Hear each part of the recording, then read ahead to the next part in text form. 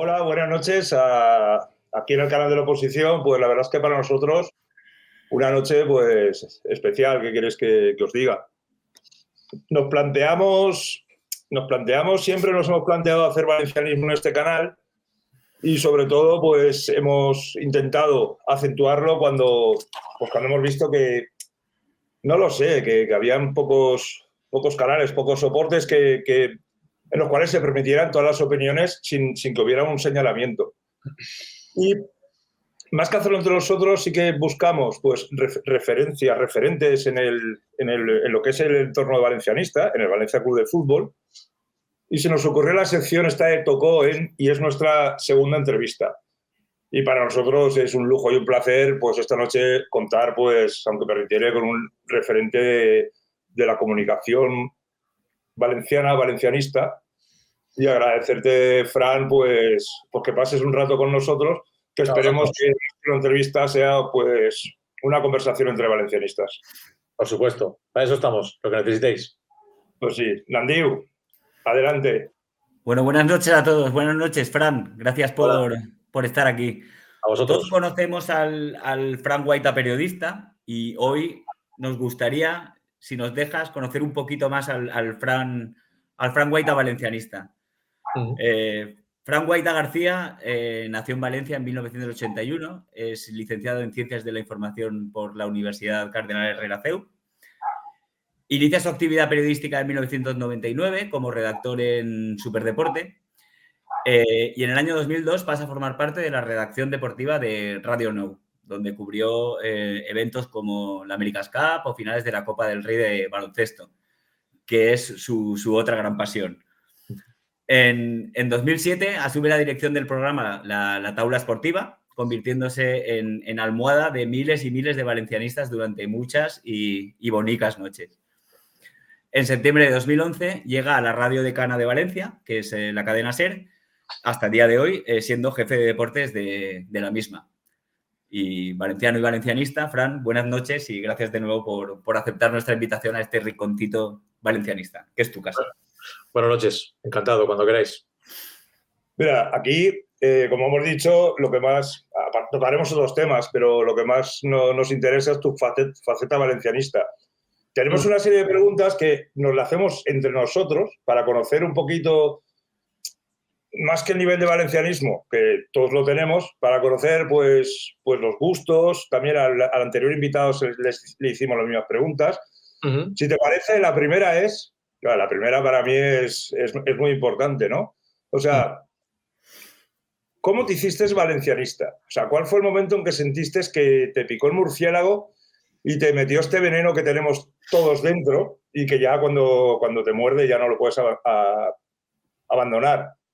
¿Cómo te hiciste tú valencianista, al fin y al cabo? Bueno, realmente tuve muchos inputs, mucha gente cerca que me influía. Mis dos abuelos eran muy del Valencia. Yo recuerdo que mi abuelo Vicente tenía siempre la hoja del lunes en casa y bueno, recuerdo las primeras imágenes del Valencia en papel en aquella época. Mi otro abuelo, Vicente, el padre de mi padre, también era muy valencianista. Ellos vivían en Totor Montserrat y recuerdo que mi padre me contaba que iban andando hasta Mestalla a ver los partidos con su tío Paquito. Y si tengo que decir un momento, pues es el primer partido en Mestalla del que yo tengo recuerdo. Ya había ido antes, fui más pequeño con mi padre, pero recuerdo mucho un partido siempre con el Logroñés. El Valencia, en la temporada 8-9-9-0, es subcampeón de Liga porque le gana 4-0 al Logroñés en la última jornada y el Barcelona pierde en Zaragoza. Ese es un partido al que yo voy a Mestalla de la mano de mi padre al sector 5. En mi casa no había dinero para pases y mi tío Fernando, que era director de colegio en La Cañada, tenían varios en la familia el pase, no iban a ir a ese partido y recuerdo perfectamente sector 5, en frente de tribuna, ir de la mano de mi padre a ese Valencia 4, Logroñés 0, con hat-trick de Cuixart y otro gol de Paco Ferrando. Y lo he explicado alguna vez en la radio. Yo iba de la mano de mi padre y mi madre, que me veía pequeño, yo tenía 9 años, me puso en el bolsillo del pantalón un papelito. Me llamo Francisco Javier Guaita García, vivo en Aldaya, por si me perdía. en el campo. Luego al llegar a casa, mi padre se dio cuenta, pero Lupe, mi madre es Lupe, ¿cómo se te ocurre? ¿Cómo se iba a perder el chiquillo si venía de la mano conmigo? Ese es el primer momento que yo lo explico siempre, ¿no? Hay momento, el himno regional, la salida de los jugadores, verlos calentar. Ese momento es el momento iniciático que yo marco siempre como el día que yo me doy cuenta que soy de Valencia. Y a partir de ahí, pues un montón de recuerdos, primero más desagradables, porque a Valencia le costaba ganar títulos, luego ya mucho mejores, pero ahí arranca un poco mi vínculo consciente con el Valencia, ¿no? Claro, es que ese momento que entras por primera vez a Mestalla, claro, tú puedes ver Mestalla, en aquel momento no tanto en la tele, pero el olor a césped, si es un partido de noche, las luces, lo que tú dices, ver calentar a los jugadores, el comentario del que tienes al lado, que es igual de valencianista que tú y a lo mejor está un pueblo que está del tuyo a 200 kilómetros. Yo creo que esa sensación no se olvida y yo hoy en día, aún cuando vuelvo a entrar a Mestalla, no es como la primera vez, pero me vienen esos recuerdos, ¿no? De decir, estoy en un sitio muy especial, en un templo. Yo que además ha hecho Nandi una recopilación de años maravillosa. Se ha equivocado en el año que nací. Yo nací en el 80. Un año. Eso es lo normal en este canal. Bienvenido. No sé qué era esto, pero que está muy bien. Justo digo que, fíjate, yo empecé, eso fue final de la temporada 8-9-9-0. Yo no había cumplido los 10, tenía 9 años, pero yo tenía más prisa. Yo ahora en Reyes me llevé a mis hijos al primer partido, que los llevaba de la mano, como mi padre me llevó a mí, y los llevé al sector 5. Quería que fueran también al sector 5, donde yo empecé. No podía ser la misma butaca, porque es de un abonado, y iba al campo, pero allí empecé. Y yo recuerdo mucho, aparte del olor a césped mojado y tal, el olor a puro. El olor a puro. Ese aroma a caliqueño, subiendo las escaleras, y ese momento en el que te asomas y ves a los jugadores calentando con el chándal azul, lo recuerdo perfectamente, pantalón blanco, y en el fondo norte, en la zona de la derecha, había una pancarta gigante aquel día, Subi, leyenda y fidelidad. Ese era el día que se retiraba Javier Subirats, que luego con el tiempo pues nos hicimos amigos y ahora es comentarista en la cadena SER, pero aquel día se retiraba Javier Subirats, era un día muy, muy especial. El Valencia fue su campeón de Liga, que en aquel momento que el Valencia fuera su campeón de Liga, pues no era habitual y lo consiguió con aquel partido. Yo, siguiendo con estas preguntas valencianistas, siempre que preguntamos esta pregunta, me gusta que la gente dude, ¿no? Porque son muy buenos momentos. ¿Tu mejor momento vivido con el Valencia Club de Fútbol? Para mí, Málaga. Yo no dudo. No dudo porque ganas la Liga. Es que, por lo menos para la gente de mi generación, ganar una Liga era un territorio vetado, imposible. Y yo recuerdo perfectamente, estaba ya en Superdeporte, pero todavía no estaba en la sección del Valencia. Y recuerdo que me organicé para poder estar en Málaga, que el Valencia podría ganar la Liga, para mí era algo increíble. Y nos fuimos, varios amigos de la universidad, yo estaba en el CEU, estaba estudiando la carrera, no la había terminado, y nos fuimos en una cochada a Málaga. Aquello fue una locura, nos fuimos en un Volkswagen Golf blanco, nos fuimos varios, y yo recuerdo perfectamente el momento de cuando acaba el partido, y mi primer impulso es coger el teléfono móvil, llamar a mi padre, que es el que me metió el veneno, y papi, y ya somos campeones. En ese momento ponerme a llorar y para mí no ha habido ningún momento como ese. He estado en la Cartuja, estuve en las finales de la Champions, estuve en la final de la Europa League en Göteborg contra el Olympique de Marsella, pero la Liga de Málaga fue un poco un descanso, ¿no? Una culminación a mucho sinsabor y a mucha noche fastidiada del Valencia. Y además, momentos icónicos de aquel partido, cuando ya la marca y sus gestos es calma, calma. Sí. Me recuerdo el gol de Fabio Aurelio, que sin haber VAR se tardó 2 minutos y medio para el gol, que eso no nos pasa a nosotros, ¿sabes? Y el abanico de Chamo Ortiz al final del partido, si es que es inolvidable. La secuencia periodística, yo me acuerdo que estaba de inalámbrico en aquel momento para Radio Nou, Damián Vidagán. Y claro, en aquel momento las radios podían estar abajo. Y lo contó muy bien Damián, ¿no? Porque se acerca el árbitro, creo que era Pérez Burruy, el que pitaba aquel partido, se acerca y toda la conversación es una secuencia de 2 minutos y cómo cuenta que ha levantado y que a un lado y luego no, es gol, y ese es gol, dona gol. Damián, eso fue porque era el 0-2 y era ya un poco la tranquilidad. La verdad es que sí, ha cambiado mucho el fútbol y si hubiera habido VAR, pues enseguida hubieran dado el gol porque se vio claramente que con la pared no había fuera de juego. Es que costaba mucho decir, hostia, vamos a dar un gol así tan gratuitamente al Valencia y va a ser campeón de Liga. Sí, nos rompe un poco el guión, ¿no? Sí, la verdad es que cuando tiene que salir bien y cuando tiene que salir rodado, hasta los árbitros ponen de su parte. Ayudan, sí. Y ahora, después del mejor momento, pues la siguiente pregunta es pues obvia, ¿no? El peor momento que te ha dado el Valencia Club de Fútbol. Pues el peor es Milán. El peor es Milán. Hace poco ponía la foto en Twitter porque mi padre es fotógrafo y es un loco de las fotos. Él se ha ganado la vida haciendo fotos muchísimos años y conserva muchas fotos. Es la típica persona que tiene fotos en cajas o en diapositiva. Y me acuerdo que nos hicimos una foto en un área de servicio, camino de Milán. Nos fuimos un grupo de periodistas. Vicent Sempere, que es jefe de comunicación de la Federación, Jordi Sánchez, que está en Apunt, Lluís Sánchez. Bueno, nos fuimos en una furgoneta, alquilamos una furgoneta y recuerdo el viaje, dormir en Niza, una aventura como tantos valencianistas y siempre lo explico. El momento en el que acaba la tanda de penaltis y falla el flaco Pellegrino, ya no es llorar. Yo es que no podía andar, yo no podía ni levantarme. Y luego la vuelta es eterna. Vuelves habiendo perdido por carretera desde Milán muchísimas horas. Un momento muy duro.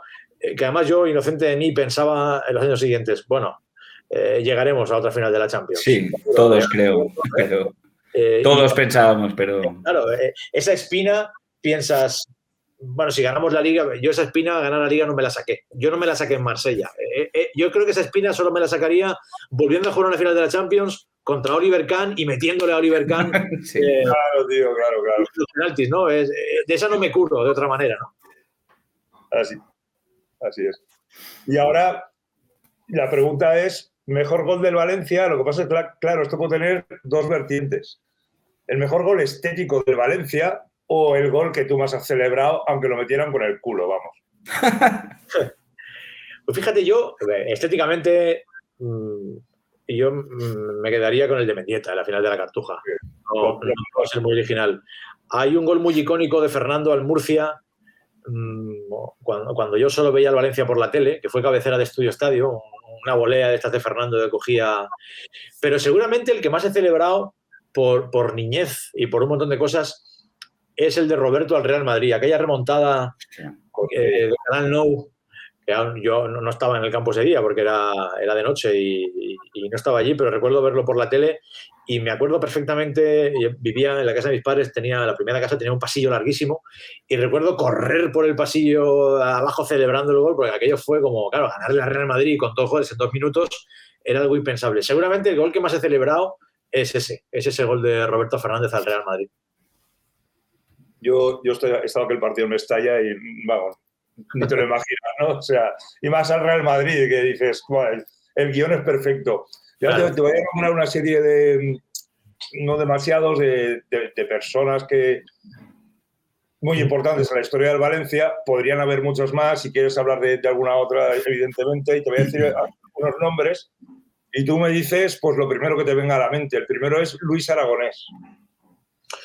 Luis Aragonés, un entrenador excepcional en una mala época, una época muy, muy inestable. Tuvo la mala suerte de que Paco Roig le metió el misil de Romario, pero un tipo que en circunstancias normales, en cualquier década que hubiera caído en el Valencia, lo hubiera hecho campeón de Liga, con una plantilla medianamente normal.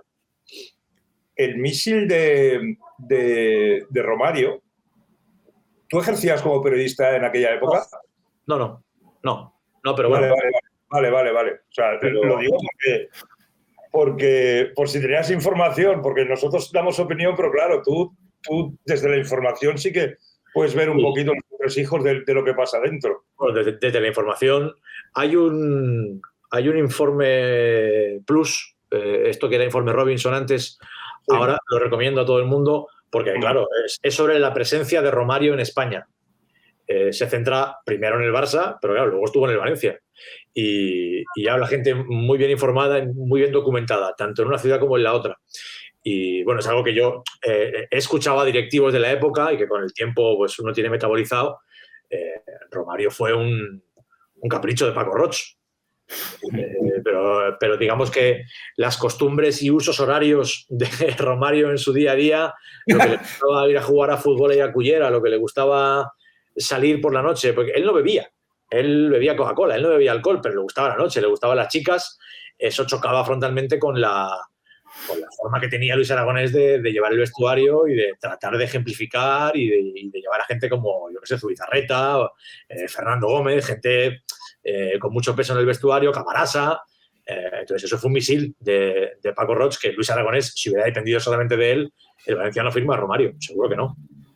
Yo no sé si Nadio recordará una rueda de prensa de Romario, muy mítica, que le preguntan que sus compañeros no están de acuerdo con su actitud y un poco más les envía la mierda, ¿no? ¿Te acuerdas, Andiu? Sí, sí. A ver, pero él yo creo que siempre dijo que él salía y luego marcaba, pero que él no iba a dejar de salir. Ni aquí, ni en el Barça, ni en ningún lado. Yo creo que eso lo tenía, si no asumido, lo sabía todo el mundo. Sí. Llegó a decir los compañeros que se jodan.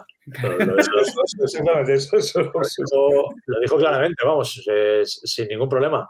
Y yo creo que en parte la dimisión de Luis Aragonés después de un partido de Copa de la UEFA con el Besiktas, que ganó el Valencia, la verdad es que el documental que os digo está muy bien explicado. Él, el día de la presentación, no quería salir. Luis Aragonés no quería salir porque consideraba que Paco Roig no le había hecho caso. Y él quería haber dimitido antes de la presentación. Y empieza la temporada de regañadientes, pero llega un momento ya que es la convocatoria aquella, lo recordaréis, del partido con el Bayern de Múnich, que él se lo carga de la convocatoria a Romario y el Valencia sin Romario le gana en Mestalla 3-0 al Bayern, que marca Engonga, marca Gaby Moya, el Valencia hace un partidazo sin Romario. Pero claro, el presidente, que es Paco Roig, quiere a Romario y eso acaba desembocando en la dimisión de Luis Aragonés. Cuando metes dos gallos como Luis y Romario en un vestuario, claro. Alguno tiene que salir. Otro nombre, venga, que la verdad es que está interesante. Gaizka Mendieta. Pues una lástima. Una lástima porque yo creo que en el Valencia le quedaba mucho por hacer. Es un poco esa sensación que tenemos todos, que no has disfrutado plenamente a ningún ídolo. A ninguno. Yo la primera noción que tengo de ídolo es Pella. Pella traiciona al Valencia, lo ha reconocido él públicamente 1000 veces. A mí me pasó con el Piojo, yo siempre lo digo, yo a la universidad, en el metro, en mi carpeta, mi madre me la guarda todavía, mis carpetas estaban forradas con fotos de Julia Roberts y de Claudio López. Yo tenía muchas fotos del Piojo. Y el Piojo, el run de que se iba, Mascardi, que si este equipo, que si el otro. Al final el Valencia nunca ha sido capaz, ¿no? Por las razones X que sea, de retener a jugadores. Y con Gaizka pasó lo mismo. Con el dolor añadido que tiene, que al final, bueno, ni Pedja ni Piojo eran jugadores de la cantera. Gaizka viene aquí muy joven. Hay unas imágenes muy buenas de Canal Nou que llegaba en la Vespino a Paterna a entrenar cuando era un chiquet con la melenita, con el pelo ese que llevaba él original para cortárselo. Y bueno, pues un jugador que alcanza un nivel altísimo y que entre el Valencia y el dinero o la posibilidad de ganar títulos, que es lo que siempre dicen ellos, pues elige el dinero o la posibilidad de ganar títulos antes que el Valencia. Pero creo que si se hubiera quedado en el Valencia, hubiera formado parte de esos Valencias que luego ganaron ligas y a lo mejor hubiera quedado alguna más si se hubiera quedado en Mendieta. Sí, no, que no nos dé vergüenza, porque que no nos dé vergüenza a decir que Gaizka Mendieta es un ídolo del valencianismo. Sí, bueno, yo digo ídolo porque para mí, en aquel momento, ese futbolista que marca el gol que le marca al Atlético de Madrid en la Cartuja, ¿qué es? Pues es un ídolo. Ese Valencia es el Valencia de Mendy y del Piojo. Y eran nuestros ídolos. Luego se van y te rompen el corazón, pero cuando están, son lo que son. Y Mendieta fue un ídolo. La volea que mete de córner en el Nou Camp. Claro. Y le salía todo. Hizo un gol precioso en Bilbao, que se regateó a 4 o 5 jugadores. la oportunidad de la izquierda. Mendy tuvo 3 temporadas que para mí era el mejor centrocampista que había en la Liga y posiblemente de Europa. Pues mira, el siguiente nombre que te voy a preguntar lo has nombrado tú. Peja Mijatovic. Pues nos traicionó, nos rompió el corazón. Sí. Además con alevosía porque prometió que se quedaba. Y él lo ha reconocido varias veces, que se equivocó, que cometió un error. Yo me acuerdo muchas veces de un partido con el Barça, que el Valencia gana 4-1, que lo cambian al final y sale del campo mirando al cielo, una ovación brutal, como diciendo, uff, la gente cómo me quiere aquí. Yo no me imaginaba que iba a marcharse, por lo menos ese año. Y digamos que fue un poco como desvirgarte, ¿no? En el dolor, como el primer golpe fuerte, ¿no? Sí. Eso te hace un poco aprender. Y fíjate que a pesar de ello, yo no esperaba que pasara con Mendieta, que pasara con el Piojo tan rápido, y nos volvió a pasar, ¿no? Pero digamos que para mí Peja es el primer gran desengaño, el primer gran dolor que me produce el Valencia, ¿no? A nivel de un jugador importante que se marcha. Sí, perdóname que me cuelo, aprovechando, porque has dicho algo, Fran, que hostia, me ha hecho pensar que es cierto que no hemos sabido o no hemos podido saborear a los ídolos. Hostia, sí. Y es verdad, y hoy sigue pasando. Entonces, aprovechando esta sección, preguntarte por 2 nombres que parecen la cara de la misma moneda, que es Carlos Soler y Gallá. Sí. Sí, pues es un guión muy parecido el de los dos.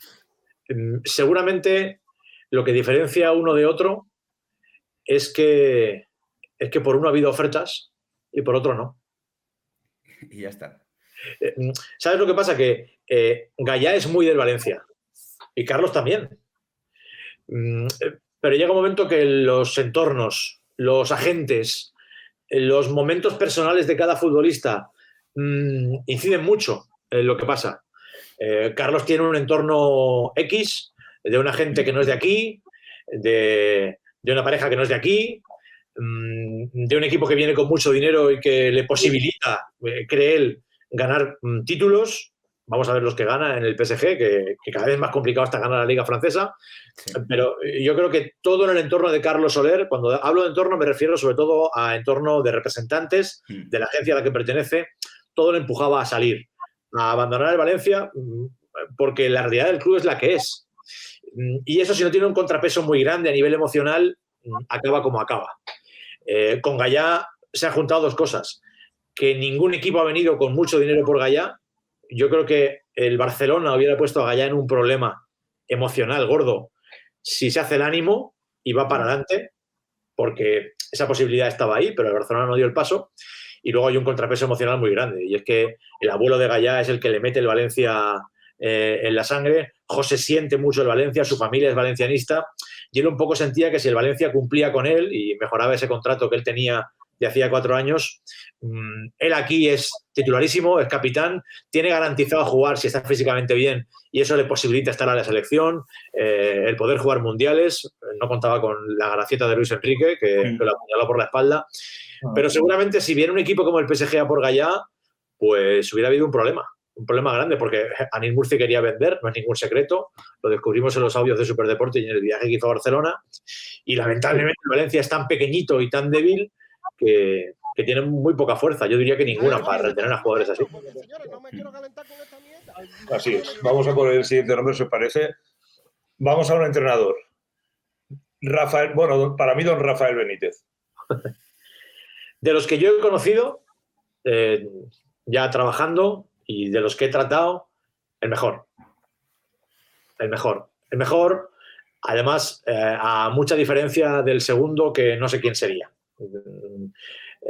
Para mí, Rafa, hace poco me contaban, hubo un viaje hace poco, él pertenece a una agencia en la que hay gente valenciana, y hace unas semanas hubo un viaje de varios periodistas a su casa, donde vive él en Gran Bretaña.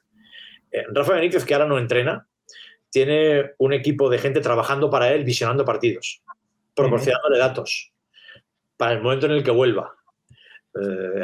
Para mí, todo lo que me han contado con el paso de los años, sobre todo Albelda, que Albelda, cuando llegó Benítez al vestuario, pues un poco los jugadores tenían dudas, les apretaba, les exigía, pero escucharles cómo hablan los jugadores, Juan Sánchez, de Rafa Benítez, te das cuenta del valor que tuvo y de la capacidad que tuvo de convertir a un buen equipo en un equipo campeón.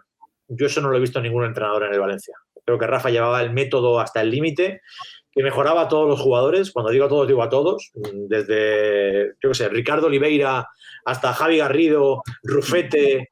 No os hablo de Kili, Albelda, Baraja, no. Es que el Valencia que gana la Liga en Sevilla sale con Chisco, sale con Garrido. Es que esos jugadores sentían que le podían ganar a cualquiera.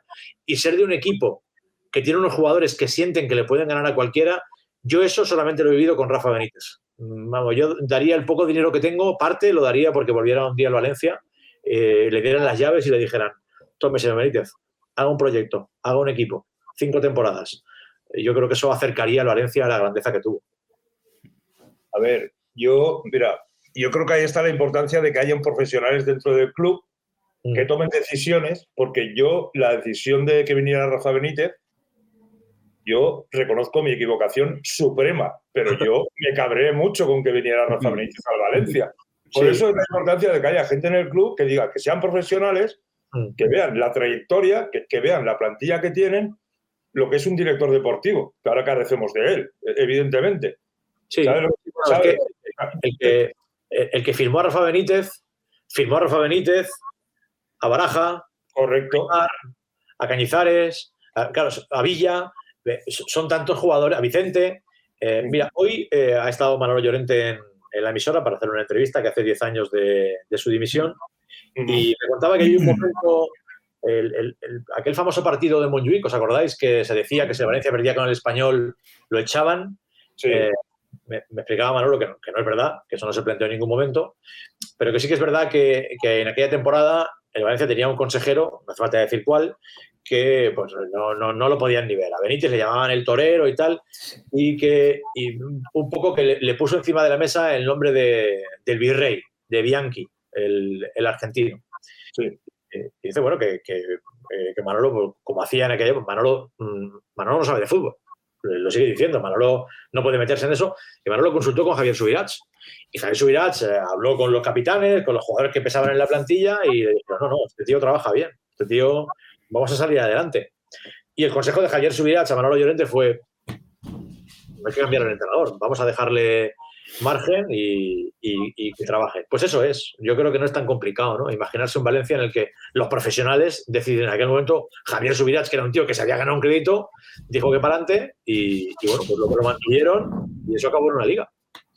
Pues sí, así es. Pero dices que nunca estuvo cuestionado Benítez, ese partido. Eso es una mentira mil veces contada. Que durante la primera vuelta, como el equipo no funcionaba, hubo momentos en los que se planteaban, che, si no funciona ese entrenador, ¿qué farem?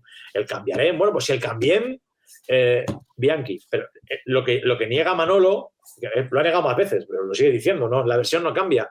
Es que justo en ese partido del Español se ha dicho muchas veces que si Valencia perdía, iba fuera. Él dice que no. Sí. Él, que era consejero delegado, que era el que tenía firma y el que decidía, él asegura que aunque el Valencia hubiera perdido, como el consejo de Javier Subirats es no, que trabaje, que tenga margen, aunque hubiera perdido el Valencia, aunque no hubiera marcado Rufete ni Ilie, lo que dice Manolo Llorente es que no lo hubieran echado. Es lo que él dice. Sí. Lo que pasa es que en aquella época yo recuerdo, no como ahora, que después pasaremos un poquito a lo que es el tema social, en aquella época era muy difícil mantener tu decisión ante la presión de Mestalla, O sea, Mestalla tiraba entrenadores y tiraba presidentes. Y yo recuerdo perfectamente cuando fue bendita remontada al Montjuïc, porque era la decisión venía un poquito sujeta a lo que decía Mestalla. Y Mestalla hubiera reventado, Sí, ahí solo te quedan 2 caminos.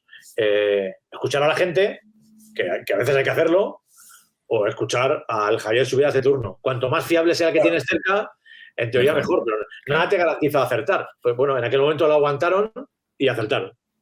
Pues sí, así es. Pasamos a la siguiente pregunta, que tiene magia, que es Pablito Aimar. Pues fíjate, a mí me gustaba verlo, pero es que yo soy muy amarrategui. A mí a mí el Valencia, yo me acuerdo de Pablo, aquel gol al Liverpool en combinación con Curro y con Baraja, un gol que marcó en Tenerife precioso, era un futbolista diferente. Y en ese equipo, que era un equipo sobre todo de currantes, que había pocos artistas, pues brillaba más.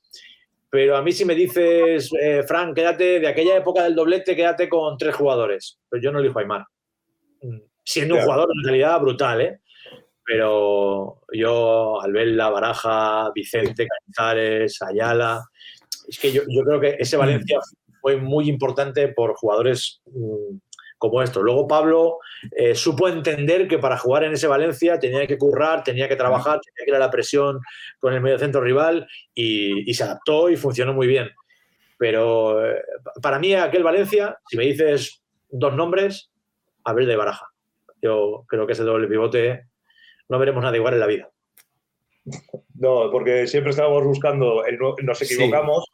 Cuando buscamos el nuevo Albelda y el nuevo Baraja, no, señores. Seguimos ahí. Ahora no busques porque ahora no hay nada que buscar. Ahora no. No. Y bueno, por último, en cuanto a jugadores, pues Mario Alberto Kempes.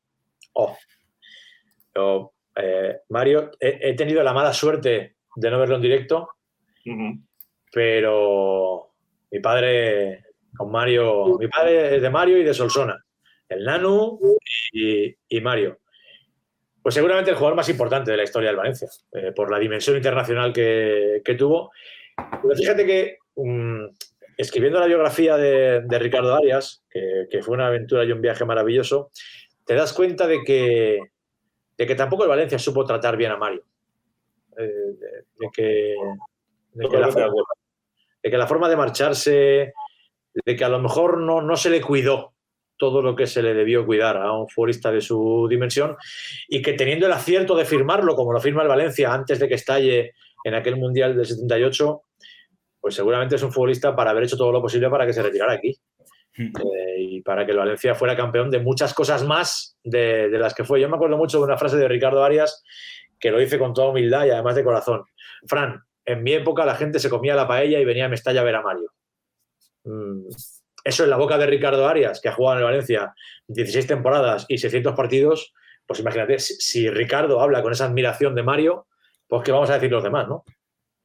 Claro. Ahora una pregunta en este canal que nos importa muchísimo. Si tú fueres director deportivo del Valencia y en el mercado hubieran 2 jugadores que tú necesitas y los jugadores fueran Parejo o Baraja, ¿a quién fichabas? Baraja siempre. Vale, o sea, ha estado muy bien, ha estado muy bien, porque es... Baraja siempre. ¿Sabes lo que pasa? Que es que yo creo que era un futbolista teniendo mucha calidad Parejo y tal.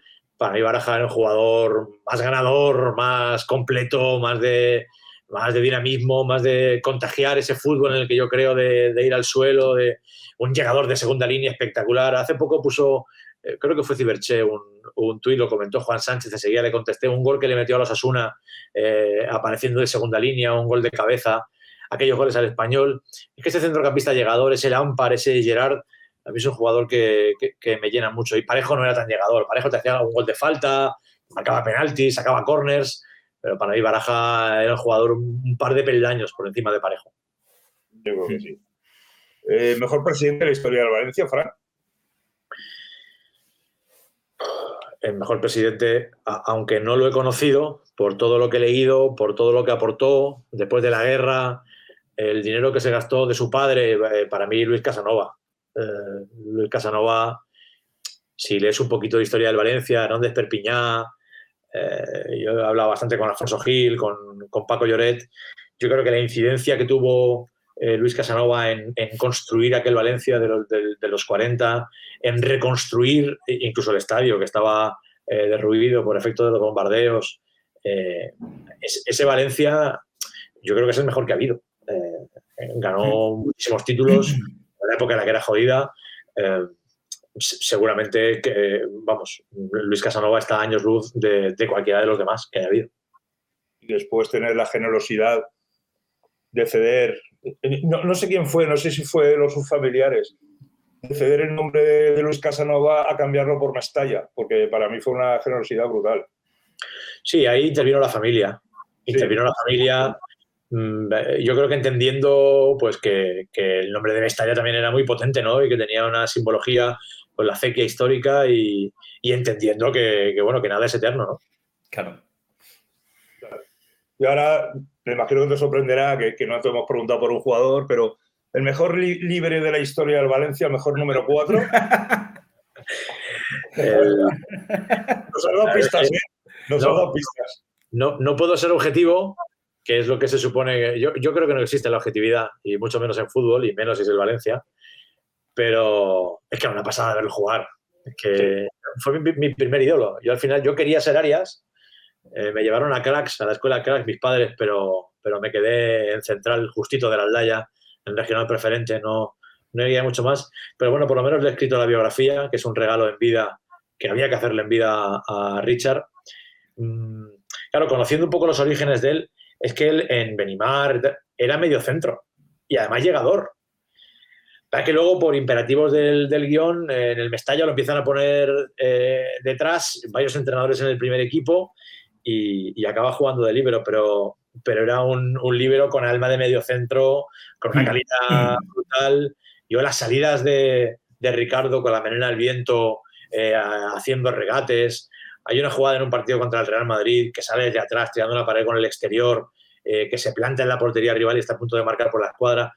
Yo a Ricardo le he visto salir desde el suelo tirando un caño. Yo eso en un defensa es que no se lo he visto a ninguno en el Valencia. Luego vino Velo de Dichi, que decían que era mejor y no sé en qué era mejor, pero yo no le vi nada a Velo de lo que tenía Ricardo. Lo quisieron jubilar y la verdad es que yo no he visto futbolistas. Y luego el líbero desapareció y a lo mejor ha habido futbolistas, defensas con mucha calidad, pero yo en el Valencia como Ricardo no he visto a ninguno.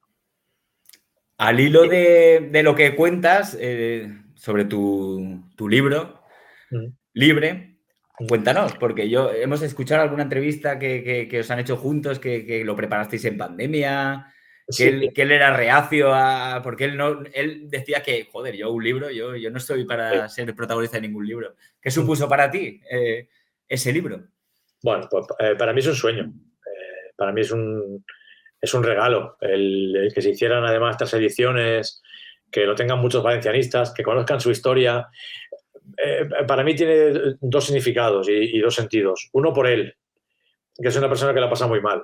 Richard ha tenido grandes problemas a nivel personal para incluso salir adelante, ¿no? En momentos muy difíciles de su vida, pero es un valencianista con un corazón gigante que yo creo que merecía ese homenaje en vida, porque luego fallecen, ¿no?, estos ídolos y todos son actos y tal, pero este libro es el regalo en vida, ¿no? Yo me acuerdo siempre, yo le pasé a él el manuscrito lo leyó mi mujer, Carol, la primera, y el segundo, Richard.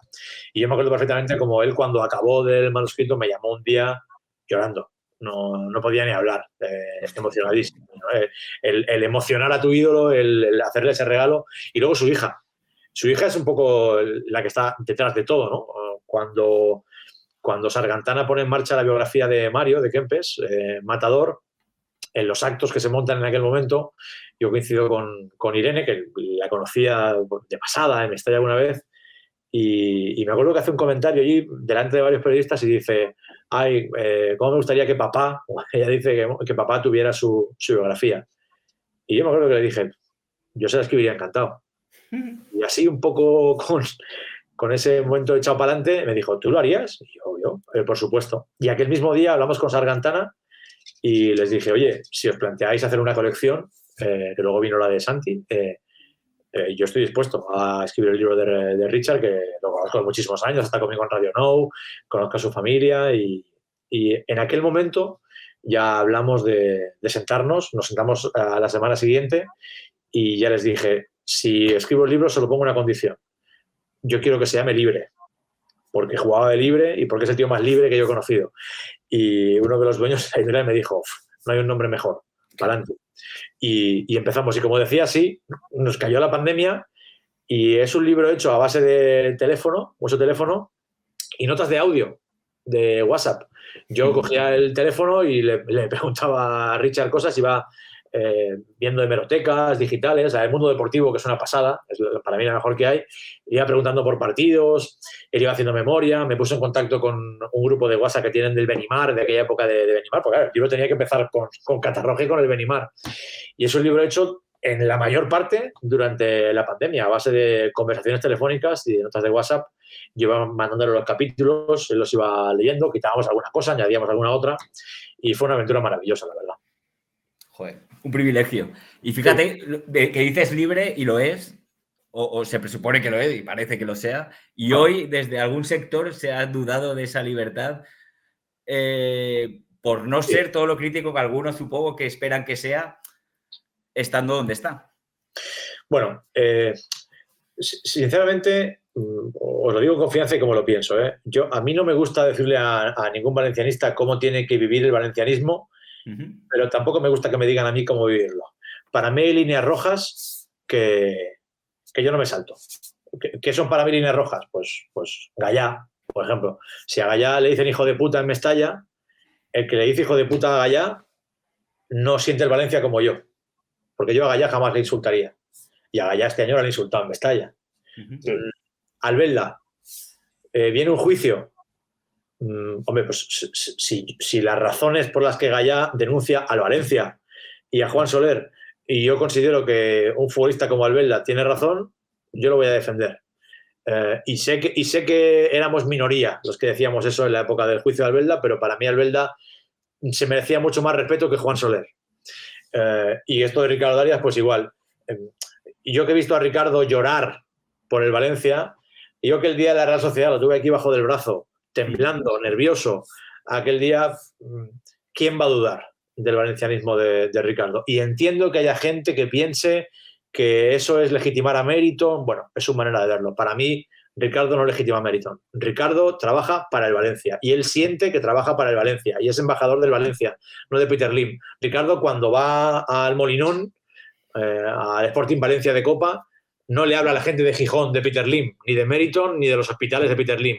Le habla del Valencia, de lo que el Valencia es para él, de lo que supone para él. Ricardo, cuando el otro día recibe en Mestalla a 2 chavales del Catarroja, es embajador del Valencia y les habla de lo que para él fue jugar en el Valencia. Yo intento separarlo. Sé que es una época muy difícil, muy complicada, pero para mí Ricardo es intocable, como lo era Albelda o como lo es Gallá. Y quizás ahora, porque, a ver, la situación es... Me venía a la mente cuando estabas hablando de esto, en la presentación de Baraja y Parejo, la intervención de Rafa Benítez, ¿no? O sea, yo creo que hay una tendencia, y que también la veo en algunos medios de comunicación, y personalizo en ti, de como la situación es tan grave, dejarnos un poquito al lado lo que son las críticas, porque ahora toca un poquito arrimar el hombro, porque el enfermo está muy mal y, señores, lo necesitamos. Ahí veo la entrada de Vicente en el club, veo... a ver, la corriente crítica para mí siempre tiene que existir, pero me refiero a que llega un momento que tienes que hacer esto, y lo que toca ahora, el enfermo está grave, es ayudarlo. Después ya buscaremos responsabilidades. Me refiero a Rafa Benítez en la rueda de prensa apoyando al club y en ti personalmente, porque yo sí que vi un cambio de tendencia de decir, a ver, yo sigo mi crítica con el club, pero llega un momento en que tengo que apoyar. No sé si estoy equivocado. No, estás en lo cierto. Y ya te digo que entiendo a los que hayan seguido siendo críticos y a los que hayan pedido que se vacíe el campo. Hablo de medios, y no de medios, de plataformas como Libertad, que en un partido concreto decidieron que la gente tenía que entrar en el minuto 20. Bueno, pues es su línea. Yo, por lo excepcional del momento, sabiendo cómo está ese vestuario, la necesidad que hay, lo que los jugadores dicen que sienten cuando el campo está apretando a favor y lo que sienten cuando el campo no aprieta a favor. Bueno, yo elijo un camino que al final pues, te toca, eres el responsable de deportes de una emisora importante y te toca tomar decisiones. Y yo digo, bueno, pues miren, yo hasta que el Valencia salga de la zona de descenso y hasta que nos quedemos tranquilos, si es que lo consigue, yo creo que lo que toca es entre todos hacer lo posible para que el autobús pase por Suecia, hacer lo posible para que Baraja trabaje tranquilo durante la semana, hacer lo posible para que el campo esté lleno en el minuto 1 y no en el 1 de la segunda parte. Eso evidentemente tiene un coste. Te insultan, te señalan, se inventan cosas, dicen que ibas de jefe de prensa de Cerberus, dicen que eres amigo de Corona, dicen. Nada es verdad, pero dicen. Mi línea es que creo que lo mejor para el Valencia del minuto 0 al 98 es que Mestalla apriete, que el campo esté lleno, porque si el Valencia saca todo lo que tiene en Mestalla, no baja a segunda división. Y lo he dicho muchas veces. En el momento en el que el Valencia esté salvado y ya sepamos que no baja a segunda división, apretar para otra gestión, para otro máximo accionista, para otro Valencia, por supuesto que sí. Si a mí no se me olvida. El otro día hubo un momento maravilloso cuando acaba el partido con Osasuna. Espontáneamente la gente se abraza, se alivia, lo celebra y empieza a cantar Peter, vete ya, porque la gente no quiere esa gestión, porque la gente no quiere ese máximo accionista. Pero durante el partido está a muerte con el equipo, que yo creo que es lo que hace falta. Si el Valencia estuviera 9º, 8º o 12º y la temporada se hubiera acabado, los debates serían otros y estaríamos en otro escenario. Yo la temporada pasada, cuando se vació el día del Celta, es que yo estaba de acuerdo. Es más, le dimos mucho eco a aquello, porque era un momento para ver si el que mandaba reaccionaba y se daba cuenta de la cadena de errores que estaba cometiendo. Pero ahora es diferente, ahora estás en descenso. Tira Colo. Nandi, ¿alguna opinión de esta del minuto? Que yo sé que que esos temas sí que te interesan, los debates bastante. En esta un poquito deriva de las protestas, en esto de dejar la protesta a un lado para animar al equipo que lo necesita. Bueno, aquí siempre lo hemos hablado. Aquí sobre todo opinamos, Fran. Claro. Decimos lo que queremos. Sí, bueno, y nos distingue que hablamos todos, diferentes voces. Que es lo bueno. Al final, que hay pocos rincones donde se escuchen diferentes voces. Y yo creo que más o menos la gran mayoría ha entendido el momento. ¿Qué es lo que hay que entender? ¿Qué es lo que acabas de decir tú? Criticar, no criticar, pero, vamos a salvarnos y ya veremos. Sí. Pero eso no es estar a favor de Peter Lim, ¿eh? No, para nada. Es decir, que yo intento, aunque no es fácil, yo intento separar mucho que es el equipo de fútbol, que es la ayuda que necesitan 11 chavales que la mayoría no se ha visto en una de estas, de 20, 21, 22, pero incluso Gallá. Gallá es el capitán, pero no se ha visto en una de estas. Es así, Gallá no se ha visto en una de estas. Y yo intento separar eso de un señor que está en Singapur al que esto le da completamente igual. Pero completamente igual. El Valencia hoy no tiene director general, no tiene director deportivo, no tiene director de comunicación, no tiene de nada. Y eso solo pasa porque el señor que está en Singapur le da completamente igual lo que le pase al club. Y eso se denuncia, la mayoría de los programas. Solo que hay momentos puntuales en los que yo creo que hay que hacer las denuncias, pero hay que pararlas en el minuto 0, ese paréntesis de 100 minutos en los que el equipo juega un partido. Y a partir de ahí, durante la semana, yo creo que hay que hacer los programas de denuncia, de crítica, de protesta y de intentar que el Valencia cambie. Aunque no es fácil, os lo confieso. Porque ¿cómo cambia el Valencia? ¿Cómo lo cambiamos al Valencia? Sin dinero, no tenemos ninguno 300 millones de euros. Sin la posibilidad de llegar al que está en Singapur, si él decide que no vende, es complicado cambiar el club. La realidad es esa, es muy difícil. Sí, es el problema, que es que al final parece que estemos a merced de lo que quieren que pase con nosotros, un señor a 17.000 kilómetros, y ahora encima tenemos el problema que hostia, nos viene mal criticar también porque desestabilizamos y podemos cagarla, hablando mal y pronto, muy gorda. Entonces, bueno, es complicado el momento. Hay que saber leerlo, ¿eh? A ver, yo siempre pongo la misma metáfora. Es como si un coche te deja tirar en medio de la carretera y te empiezas a echar la culpa que no teníamos que haber venido con esta carretera, que la culpa ha sido tuya porque teníamos que haber salido mañana. Tío, primero arregla el coche y después busca responsables. Y estamos en esas. Estamos en apoyar a Valencia. Y también me fastidia bastante la facilidad para poner etiquetas por una opinión que das, porque tú dices, es que me fastidia mucho, Fran lo acaba de decir, y tú, Nandi, también, el aclarar. Yo animo al Valencia, porque el Valencia está en descenso, pero ojo, yo estoy contra Peter Lim. Sí, siempre hay que decirlo. tenemos que justificarnos, ¿no? Y no tiene que ser así. No sé qué piensa Fran. Bueno, que seguramente yo me he visto en esa tesitura. Claro. Varias veces. Yo recuerdo escribir un artículo de opinión, algo así como el aficionado respetuoso, un poco una reivindicación de esa mayoría que yo creo que es silenciosa, como lo fue en el proceso de venta en 2014, donde había una minoría que hizo mucho ruido contra Bankia Chupópteros, Cerberus, Fondo Buitre. Hubo una minoría que hizo mucho ruido y que orientó el final de ese proceso hacia donde ya sabemos todos. Y yo este año he vivido cosas parecidas, ¿no? Con señalamiento incluso desde algunas plataformas a quien parece que no sigue el discurso único. No, mire, el Valencia no puede tener un discurso único. Yo recuerdo que en ese artículo explicaba, yo he conocido a Arturo Tuzón.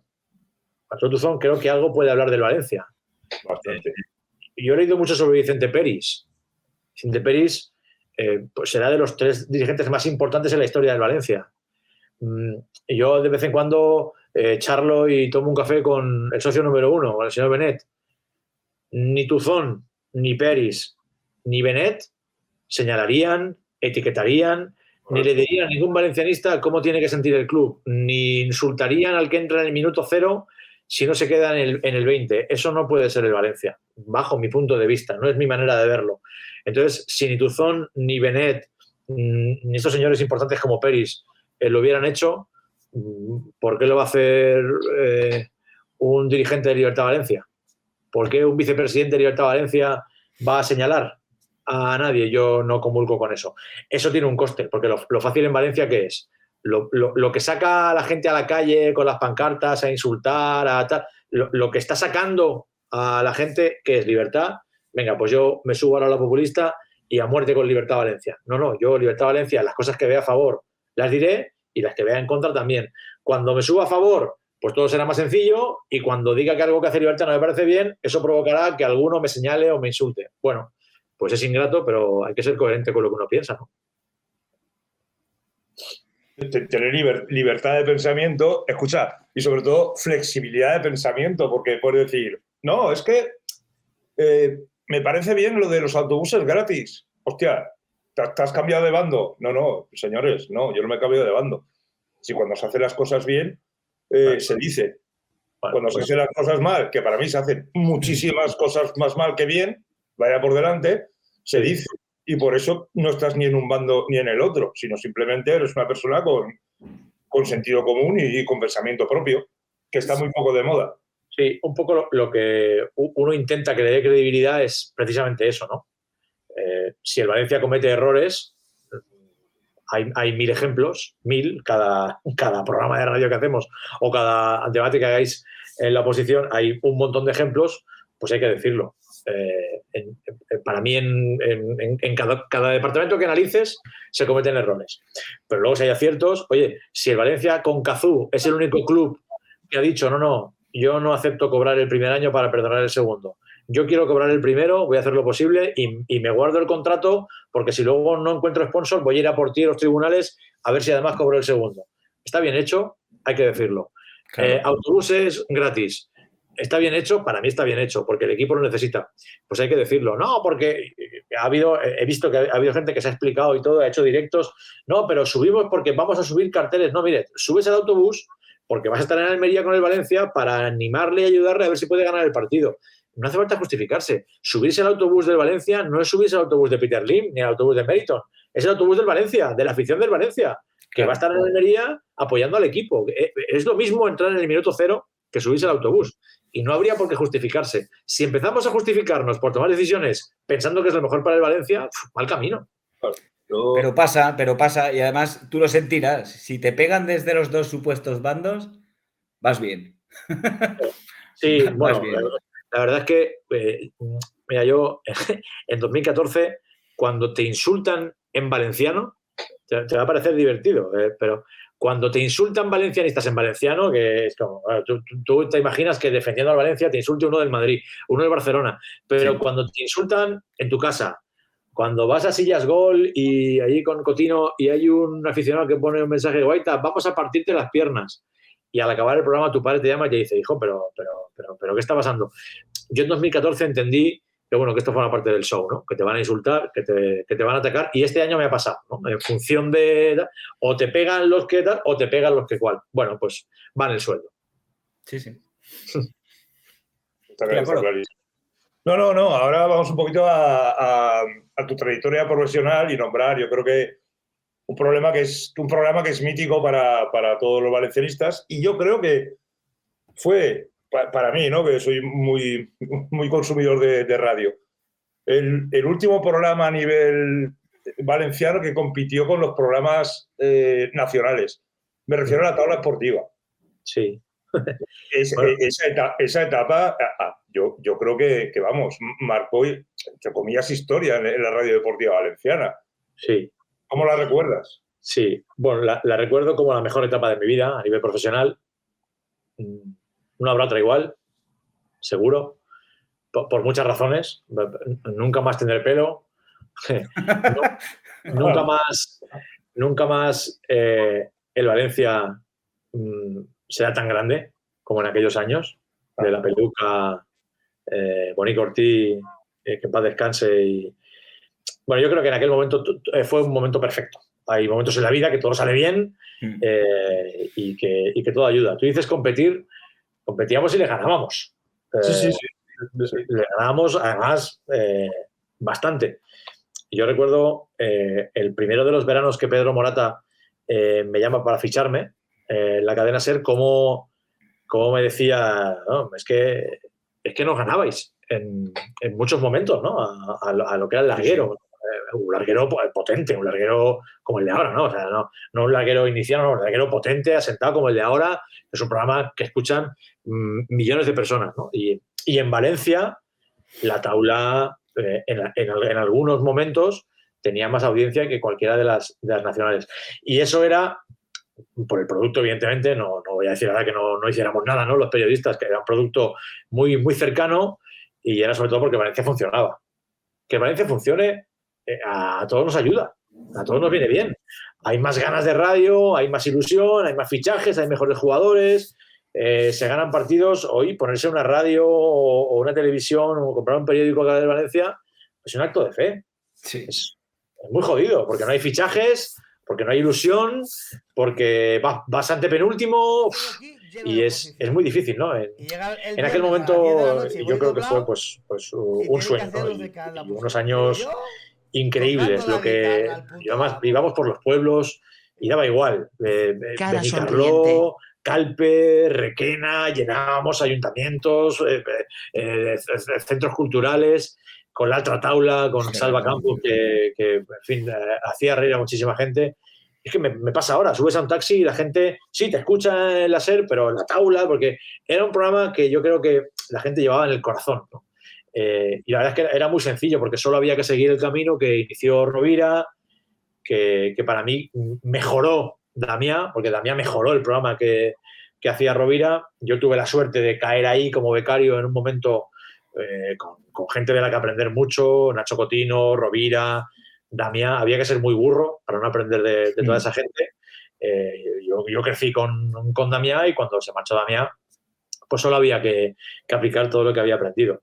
Y luego lo digo siempre, yo no me hubiera ido nunca de Radio Nou si no hubiera venido lo que iba a venir. Por mí vino Pedro Morata 2 veranos consecutivos a ficharme. Yo tenía más posibilidades, fuera de lo que era Valencia y de lo que era fútbol.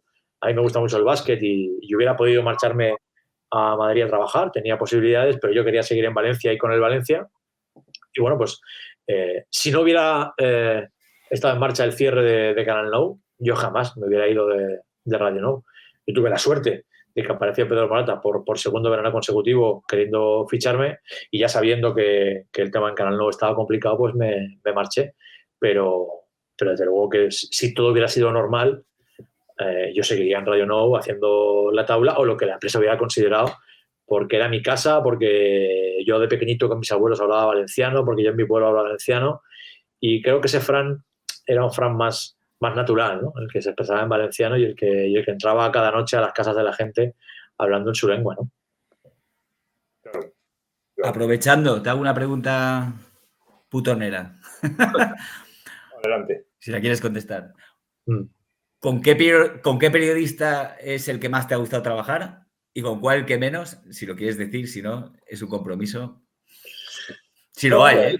No, seguramente de los que más he aprendido, Damián, Rovira, Morata, y ahora con Bernardo Guzmán, que es mi director.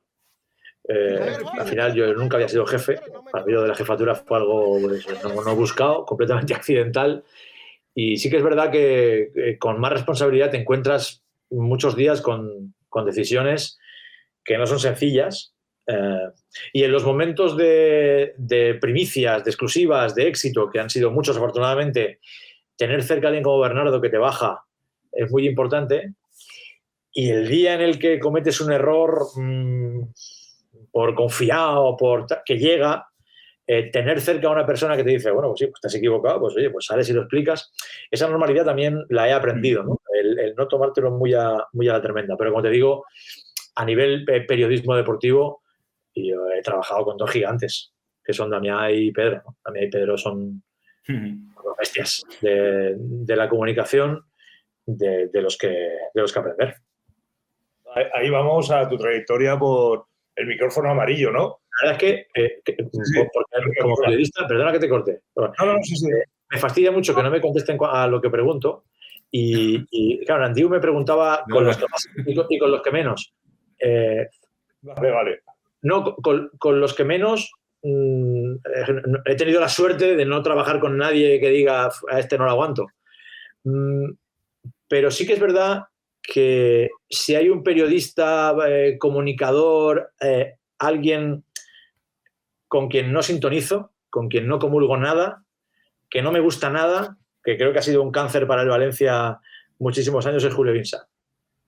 Lo he dicho en la radio alguna vez. No me gusta nada utilizar la antena de la cadena SER ni de Radio No para hablar de nadie, pero creo que ha sido un tipo dañino para el club. Que en lo personal y en lo periodístico está a años luz de lo que yo creo que debe ser un periodista deportivo. No sé si te contesto a lo que me preguntabas, pero... Sí, te has mojado, estás torero ahí, pero de verdad. Pues eso. Gracias. Y gracias por la sinceridad, la verdad es que... Sí, bueno. Es una cosa que para mí, digamos, antes he dicho que el Valencia Club de Fútbol lo sostiene en varias patas, ¿no? Es la prensa, es la afición, es el entorno, es el club. Y si una pata de esas falla, pues llega un momento que te das cuenta que los medios de comunicación están muy enfrentados, que tienen para mí un problema que es que se está solapando un poquito Twitter con los medios de comunicación. Es una cosa que no sé cómo la verás tú desde un micrófono tan potente como es el de la cadena SER, ¿no? Que a lo mejor de repente un tuitero que tiene 200 seguidores te ponga una noticia. ¿Cómo lucháis contra eso? No hay que luchar.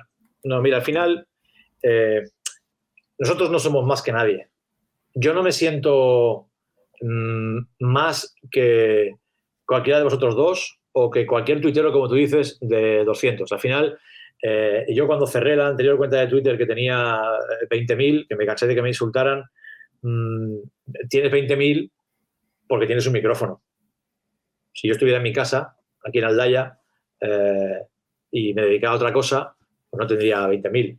Ahora la he reabierto porque hay gente maravillosa que te pide volver y vuelves y en 3 meses hay 3.000 ahí. ¿Por qué hay 3.000? Porque estás en la cadena SER.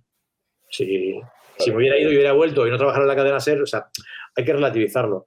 Yo de verdad, y no es ni falsa modestia ni pamplinas, al final yo estoy en una posición en la que tienes información, tienes acceso a fuentes e intentas con honestidad, con normalidad, saber cosas para contarlas.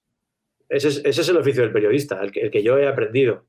Yo no soy periodista para influir, para que elijan a este, para que elijan a otro, para condicionar la vida del Valencia. Uno trata de ayudar en momentos complicados como este, de arrimar el hombro, pero nosotros hacemos un trabajo. Es un trabajo, ya está con una dimensión, más o menos, pero es un trabajo simplemente.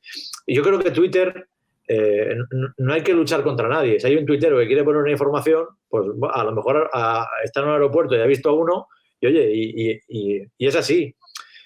Lo que te da credibilidad, o por lo menos en mi caso creo, desde, como decía Andy, desde el 99, es lo que has hecho.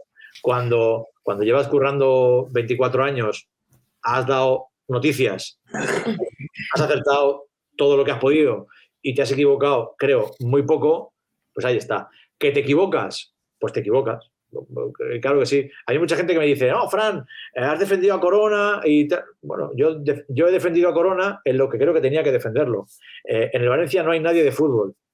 En el Valencia alguien tiene que sentarse con los agentes. En el Valencia alguien tiene que decirle al entrenador, Bordalas en este caso, oye, Mamardashvili es un portero que le vemos posibilidades, que esté en el primer equipo. En el Valencia alguien tiene que ir a Madrid a sentarse con el hermano de Cavani para decirle, oye, que Peter Lim de verdad que se va a gastar el dinero. Y eso lo ha hecho Corona. Yo jamás me imaginaba que Corona en un mercado de invierno con el equipo a punto del descenso no iba a hacer ningún fichaje. Ahora, ¿qué pasa? Que tú has defendido a Corona y te lo recuerdan. Bueno, sí, bien, pues va en el sueldo, como tantas cosas, ¿no? Aciertas, te equivocas, como le puede pasar a cualquiera, solo que teniendo información, pues hay que intentar equivocarse lo menos posible y aceptar el máximo posible, pero con honestidad y con normalidad. Eso es opinión mía. Yo creo que el periodismo deportivo valenciano se ha twitterizado y hay demasiada opinión y poca información. Es que hay poca información. Sí, claro, es que ¿sabes lo que pasa? Que la información, el Valencia, hoy lo hablaba con Manolo Llorente. Cuando yo empecé en esto, el presidente del Valencia era Manolo Llorente. Tú ibas a un viaje y estaba el presidente. Y los consejeros, Jesús Barrachina, yo iba a las Ánimas los jueves y estaba allí en el reservado y podía hablar con él. Chaume Ortiz, que era de mi pueblo, tenía la Indiana. El capitán era el Belda. Estaba Cañizares, estaba Baraja. Ese Valencia era un Valencia en el que la información era un club normal en el que la información fluía. Hoy, yo qué sé, la última noticia normal que he dado yo, es cuando fichan a Vicente ahora. ¿Por qué anormal?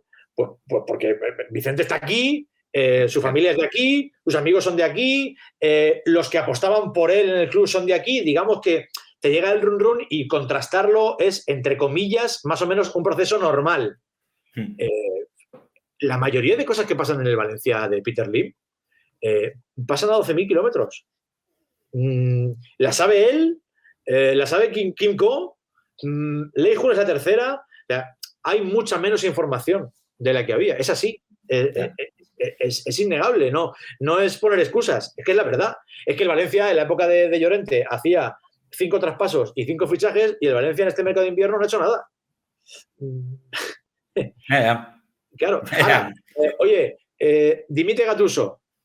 Ponen a Boro y van a fichar al entrenador. Van a fichar al entrenador. Se ponen a buscar al entrenador. ¿Os acordáis del proceso en el que buscan entrenador después de Boro? ¿Cuántos nombres salieron? Los nombres que salieron 2. Al ser los mismos los 2. Baraja y Vicente Moreno. Bueno, pues es información. Pero es que hay poca información. Es así. Yo recuerdo en aquella rueda de prensa que le preguntan a Corona, cuando salen antes de la rueda de prensa de Boro, que salen a que les den pim pam pum, porque sale Corona, Solís y Lei Jun, que le preguntan a Corona si está buscando otro entrenador y dice taxativamente que no. Pero para mí eso fue un error descomunal por parte de un director deportivo. Que tú tienes que estar buscando otro entrenador.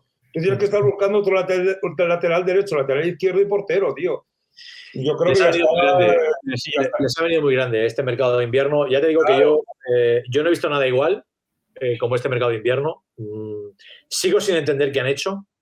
No han explicado. En esa rueda de prensa no explicaron nada, porque la explicación de era muy complicado mejorar esta plantilla es una explicación que no se cree nadie.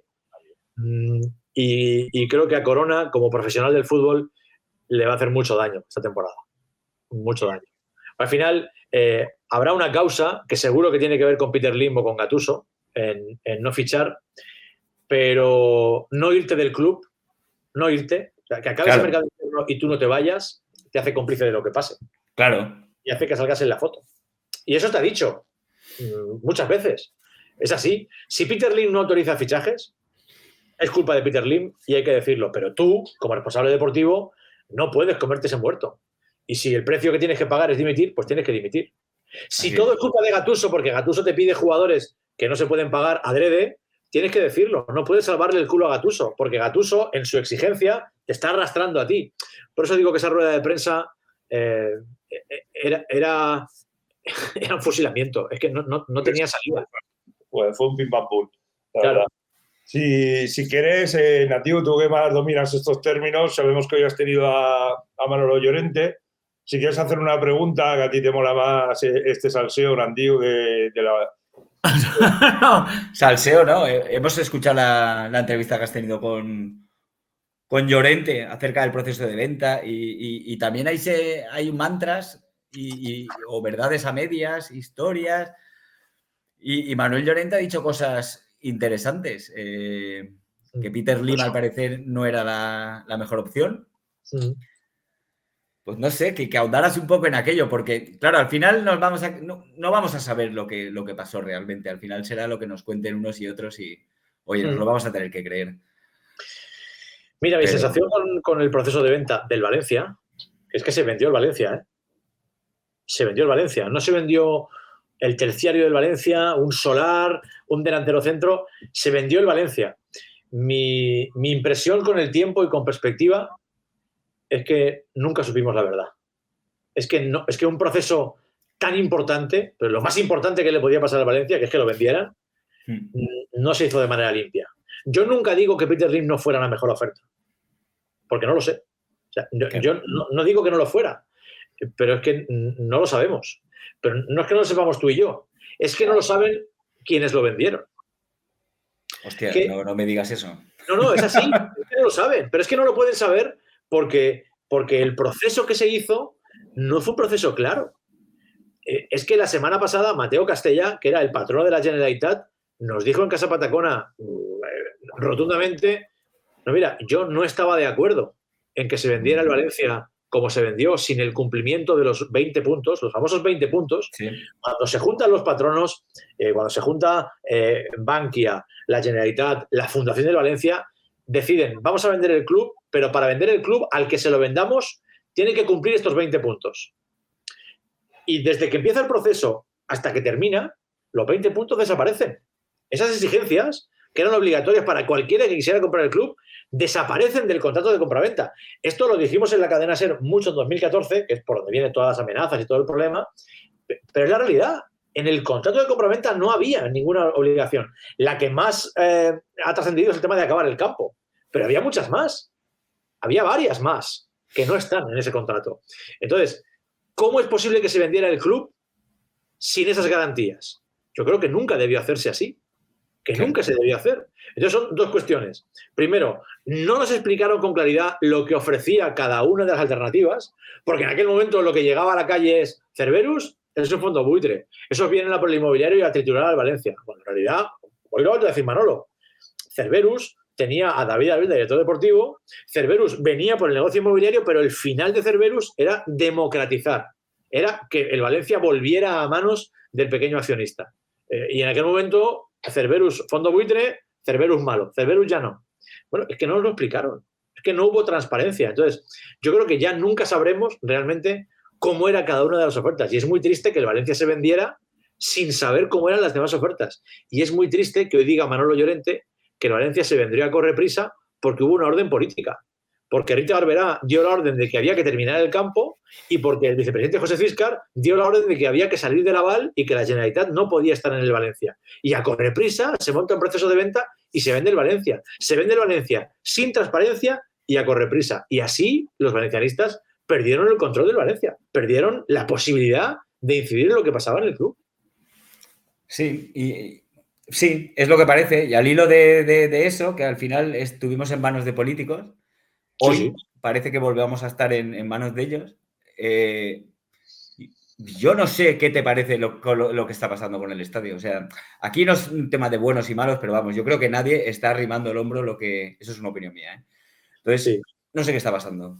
No sé si tú desde la información nos puedes dar luz.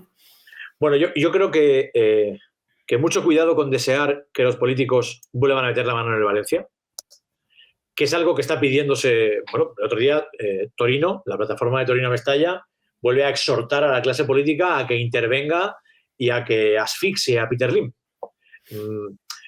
Mucho cuidado porque parte del problema que tenemos con Peter Lim viene por una intervención política. Uh-huh. Viene porque se interviene políticamente con esa concesión del aval, la intervención de Paco Camps, no se suscribe al 100% la ampliación de capital, aparece Dalport, hay que sacar a Dalport de la ecuación y para sacar a Dalport de la ecuación interviene la Generalitat, interviene el PP con el aval famoso de 74 millones, que es lo que precipita después la jueza Lavao, el aval no vale, hay que vender el club y acabar vendiendo a Peter Lim. Cuidado con pedir que se intervenga hoy a nivel político porque no siempre se acierta. La gente que interviene no suele pensar en el Valencia. En 2014 no pensaron en el Valencia. Pensaron el banco en el banco y los políticos en liberarse del aval. Después, en lo que tiene que ver con el estadio, que también ha generado muchos comentarios este año, y yo he intentado aplicar el sentido común. La temporada pasada, el Valencia presenta un campo que era una vergüenza. Anil Murphy presenta un campo más pequeño que el actual, con menos prestaciones que el actual. Un campo low cost que yo creo que, sobre todo Sandra Gómez, la vicealcaldesa, hace muy bien en exigir que se cumpla lo pactado. Lo pactado es lo que hay en un convenio de permuta, que es un acuerdo entre la ciudad y el club, que dice muy claramente qué estadio hay que hacer. Y nosotros la temporada pasada nos alineamos en esa exigencia al Valencia de, oiga, esto está comprometido y este proyecto es una vergüenza. Para mí hay un cambio este año. Hay un cambio factual, o sea, que no se puede discutir. El Valencia pasa de un campo de 45 a un campo de 66. Aún no ha llegado a 70, pero se ha acercado. Ha dado un paso adelante. Aparece CVC, viene Leijun, con la orden de Peter Lim de, oye, vete a Valencia, soluciona eso. Porque yo estoy convencido, no es información, es un convencimiento. Yo creo que Peter Lim va a vender el Valencia cuando tenga el tema inmobiliario resuelto y cuando haya acabado las obras del nuevo estadio. Ese estadio ha acabado. Él, con el terciario, con los aprovechamientos, puede pedir más dinero por el club. Y Leijun viene eso. Oye, ha aparecido CVC a presionar a los políticos y a buscar la mejor manera posible, la que menos dinero me cueste, para acabar ese campo. Y yo creo que, sin incumplir nada de lo que esté en los convenios de permuta, yo creo que sí hay que intentar que eso se ponga en marcha. Lo digo aquí en confianza, porque yo creo que es la forma más rápida de que Peter Lim se vaya. Es lo que yo creo. A lo mejor ¿Lo prometes? ¿Lo prometes? No puedo porque no lo ha dicho Peter Lim. Pero mi impresión es que si él ve posibilidad de negocio en la venta del club con el campo acabado y con los aprovechamientos, hay que intentar empujarlo hacia eso, cumpliendo con lo que tenga pactado con la ciudad, sin prevaricar, con un estadio del aforo que toca, de las plazas de parking que toca, con el museo que toca, todo como toca. Pero el Valencia, porque ha aparecido CVC, se ha acercado ahí. Y yo creo que ahí hay que intentar que eso vaya para adelante. Yo no soy de la opinión de bloquear eso, que no puedan hacer el campo, porque al final, si no quisieran hacer el campo, ¿para qué aceptar CVC? Yo creo que en este punto en el que estamos, puede ser el camino más rápido para que Peter Lim se vaya, el hecho de que termine el campo, que tenga aprovechamientos y que pueda pedir más dinero por el club una vez termine el nuevo Mestalla. Sí, al final es difícil cuando estamos hablando, ¿no? Distinguir propietario Peter Lim, Valencia Club de Fútbol, porque yo creo que construir el nuevo estadio es bueno para la ciudad de Valencia y para Valencia Club de Fútbol. Claro, lo que pasa es que está Peter Lim por medio. Son unos intereses distintos, pero que le conviene al Valencia Club de Fútbol y a la ciudad de Valencia. Quizás a Peter Lim le conviene de otra forma, no tanto, pero es difícil de diferenciar, ¿no? Lo que es Peter Lim y lo que es la entidad del Valencia Club de Fútbol. Muy complicado. Para mí, él nunca ha querido hacer el campo, porque si lo hubiera querido hacer, ha tenido 9 años para hacerlo. En todo este proceso, que el Valencia se queje, para mí es surrealista, porque el Valencia ha perdido el derecho a quejarse. Yo lo explico mucho en el programa. El Valencia no tiene ningún tipo de autoridad moral para quejarse, porque durante 8 años ha pasado completamente el tema del campo. Ha despreciado a la clase política. Ha incumplido todo lo incumplible. Aquí Anil Murphy ha hecho un comunicado juzgando cómo estaba gestionando Chimo Puig la pandemia.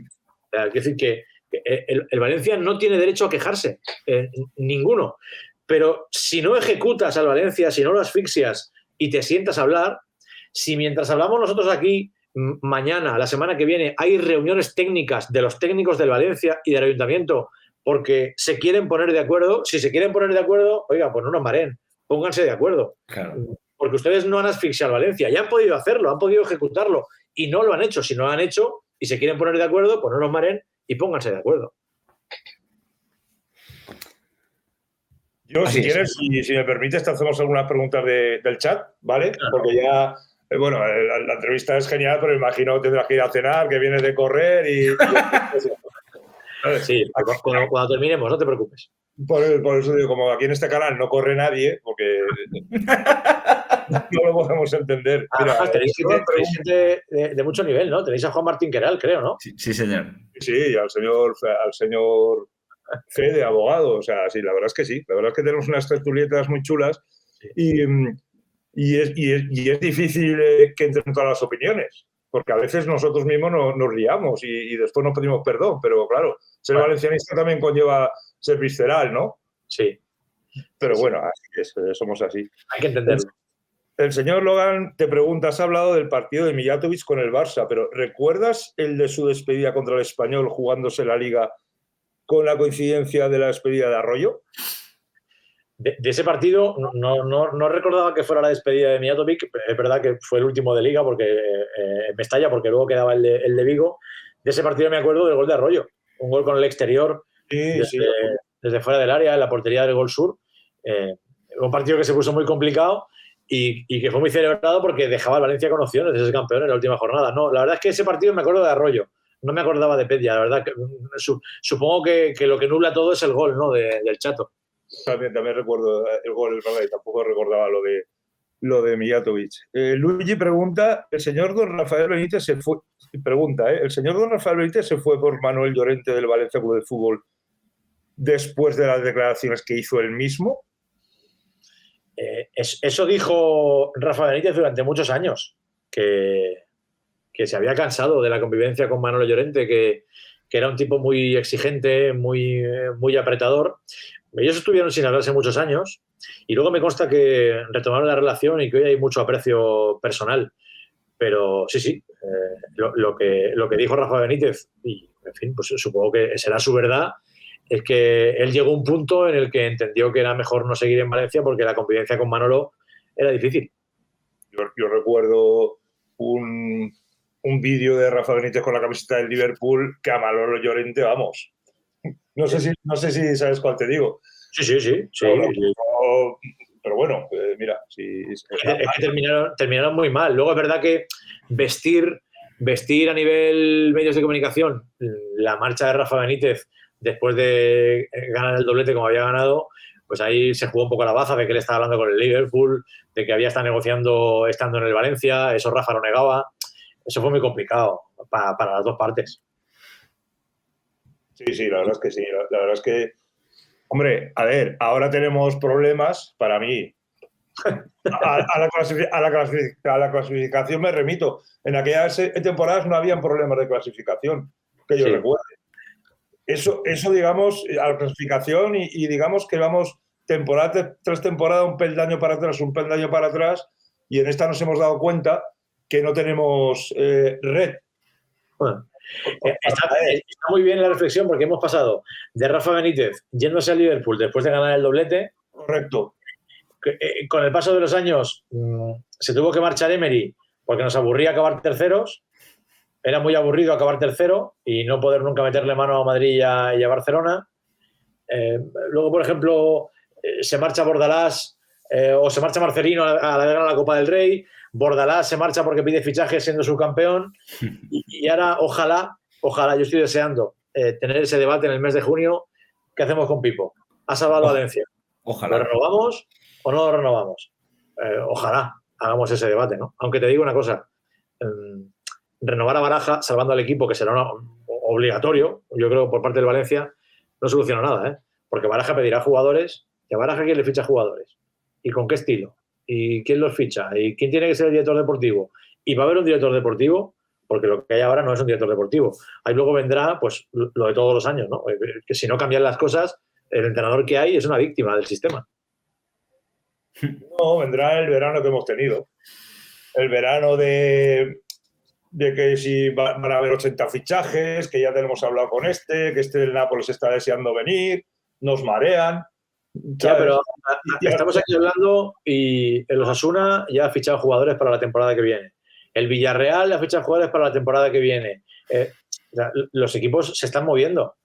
En el Valencia no. El Valencia no se mueve nada. No, exacto. Yo ayer poníamos como ejemplo a Catena, del Rayo Vallecano. Estamos hablando pues, efectivamente, del Rayo Vallecano que se va a los Osasuna. Pues a Oscar habría que ejercer la opción de compra por 5 millones. Y claro, dices, un director deportivo diría los 5 millones para un tío que está experimentando la Liga Española, que queda libre y que te va a rendimiento 100%. Pero este caso es bien. Pero a que no se mueve el mercado, no está trabajando. A Senk, yo creo que le debería fichar un Valencia que estuviera en Champions, que tuviera 3 centrales muy buenos, y dijera, y el cuarto, Senk. El quinto que sea Yarek, o Facu, o uno de la cantera. Pero el cuarto va a ser Senk. Y lo compro por 5 porque le voy a dar minutos. Va a jugar, cuando no juegue el equipo Champions, que juegue en Liga, va a jugar Senk. Y lo voy a revalorizar. Ahora lo compro por 5 y lo revalorizo y lo vendo por 20. Eso tendría sentido. Ahora, este Valencia, que ha fichado en los últimos años a Marcos André por 9 y a André Almeida por 8, hostia, 5 en Senk, si va a ser el fichaje, pues sí, mejor que sea otro, claro, evidentemente. Ese es el drama. Ese es el drama. El drama, pues no sé, es jugadores de este equipo, de este 11 del Valencia, que dices que en los 20 últimos años, pues a lo mejor ninguno juega de titular en ningún equipo del Valencia. ¿Sabes? Es central comparar pues, con la plantilla que teníamos 2010, 2014, de 2014 para abajo, pues a lo mejor de este 11 nadie sería titular. Lo has dicho antes, que cada año el equipo se empequeñece, la plantilla se empobrece y es mucho peor. Es así. Claro, así es. Pues nada, Fran, si te parece terminados, encantado de que hayas estado aquí con nosotros. Espero que hayas pasado un buen rato, una tertulia de valencianismo. Por supuesto. Ha sido un placer. Y muy agradecido. ¿Algo que decir, Andiu? No, que gracias, Fran. Sigue peleando y recibiendo, que será buena señal. Bueno, esto es Valencia, para lo bueno y para lo malo. Va en el sueldo. Para despedirme, lo último que me queda decir es muchas noches, Fran. Pues yo responderé como decía Bonico. Buenas gracias. Bueno, gracias, Fran. A vosotros. Gracias, buenas noches. Hasta luego. Chao.